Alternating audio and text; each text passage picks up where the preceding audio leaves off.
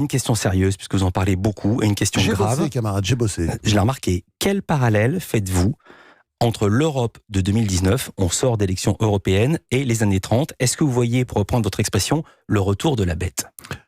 Je crois que la bête est toujours là. Mais alors attention, j'ai pas écrit ce livre pour dire attention, la bête revient. J'ai bien puisque compris. J'ai eu cette idée déjà il y a très très longtemps, peut-être une vingtaine d'années, et je commence à bosser dessus depuis.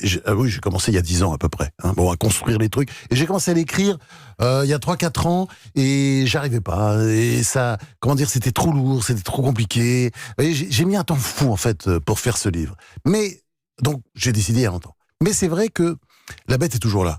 Et au fond, vous me posez la question, mais vous auriez pu me poser la même question il y a 10 ans, il y a 20 ans, parce que la bête, elle est là. Mais et c'est ça, il y avait qui est fascinant. Mais il y a 20 ans, il n'y avait pas cette vague de populisme en Europe Oui, qu'on il y a avait vu. le populisme, mais sinon la bête, elle est là d'une autre façon, d'une autre manière. Et on voit très bien, elle est là à travers mille choses. Elle est là à travers le populisme, elle est là à travers l'islamisme, elle est là à travers toutes sortes de dégénérescences idéologiques, de dérives, de tout ce que vous voulez, et elle est toujours là. Moi, c'est ça que je trouve. Et c'est effrayant parce que c'est vraiment, c'est très particulier à l'Europe.